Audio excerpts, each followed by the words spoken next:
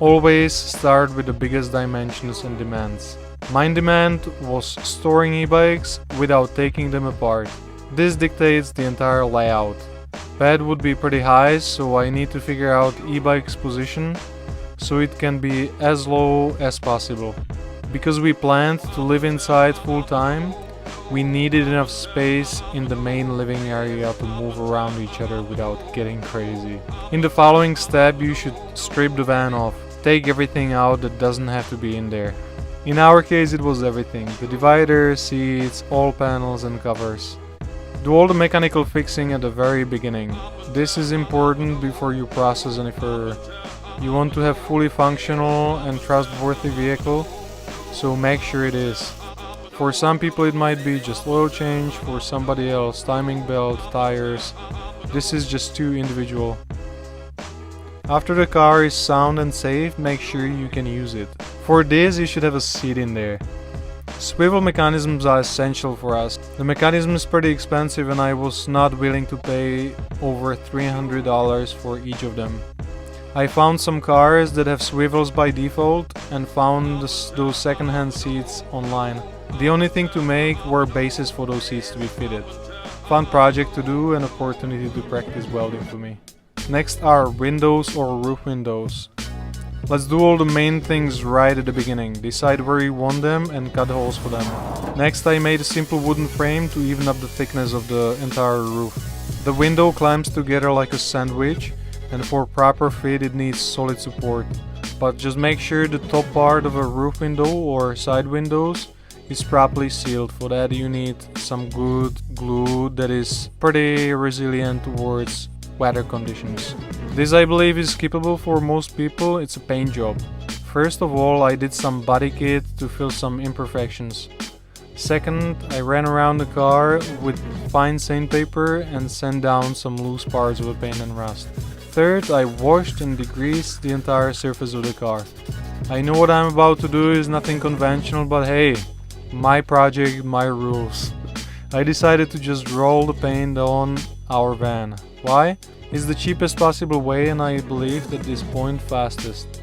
I spray painted all curves first so I don't see strokes from a brush. That means door from inside, roof and just curves all around the van. After this I do 2 coats. The result is pretty good, I can tell you. I don't stress about scratching the car at all. If I do, I can anytime do another coat for a few dollars.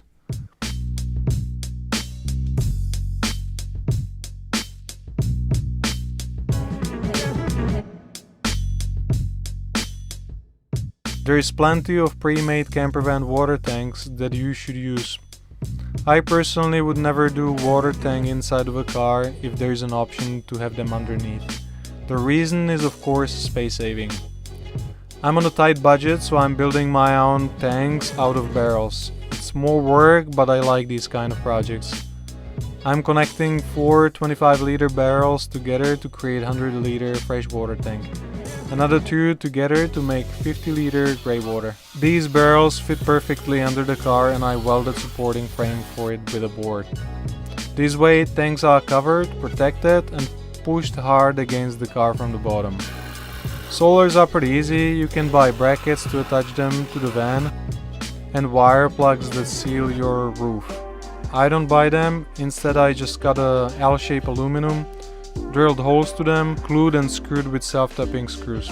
For wires I just drilled holes and then sealed them with the same Sikaflex glue. Easy and cheap solution that does the job. Reversing camera is easy too. This one was just cheap from eBay and I read in comments it leaks after heavy rains. No problem, I siliconed it all around and instantly it's waterproof. In the following steps you can do wires or insulation, whatever you prefer. I decided to do wires. You should have all the wires in protective hoses so you don't cut through them somewhere by accident. I learned this later, so please avoid it. Plan it like I did with a marker, that's a good way. This made it easier to work with. Plan your lights and switches, reversing camera, inverter, water pump, fan and everything else you are adding. I also added extension cable drum from the bottom of our van because it's very convenient to just pull the cable out. Make sure you have plenty of USBs everywhere. Cool extra trick for urban camping, I also made car charging reduction for charging stations. This way I can plug the entire car and use the power inside, charge e-bikes, etc. Cool thing to have is also a car charger, so whenever you are plugged in, it charges your deep cycle batteries too. Next is the insulation. There is many ways how to insulate camper van. This topic is broad that you should research it on your own. I chose to do silver double layer 18mm Miralon. In this case, it's important to cover everything with panels and leave some air gaps in there. I sprayed contact glue on both surfaces, car and insulation, and then just put it on like a sticker. My friend Richie is helping me out. I measured, he cut shapes, and this entire phase took us only a few hours. Easy peasy. Finally, we moved to some more interesting parts. Again, many ways how to do floors. The way I do it is lifting and evening the floor up and using the same insulation there. For the board itself, it's good to use lightened plywood. It's pretty pricey, so I just used offcuts that were lying around my workshop. On the top I contact glued vinyl for commercial use. This one is more resistant and difficult to scratch. Roof panel I measured and cut out of 3mm MDF. I made sure all my cutouts will fit and marked holes for lights too. Here on the video I'm using thick black fabric I had spare at the workshop to make the final result softer and thicker.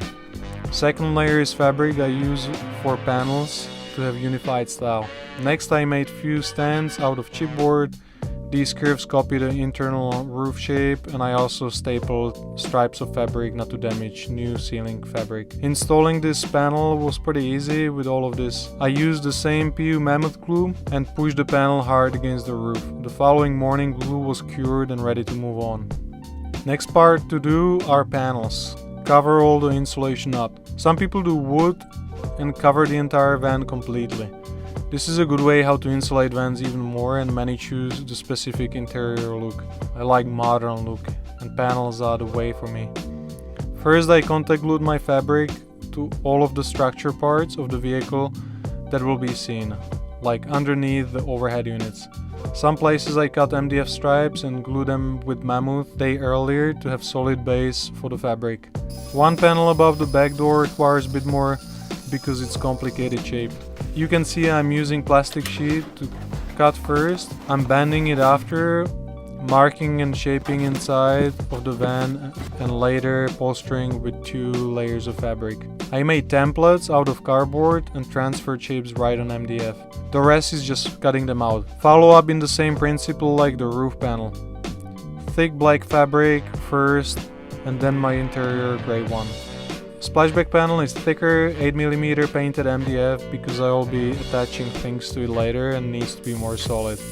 On the side door I used 1mm painted metal sheet that I previously made base for, so I can just mammoth glue it on. For furniture, different people use different material. I can easily tell the best one is lightened plywood.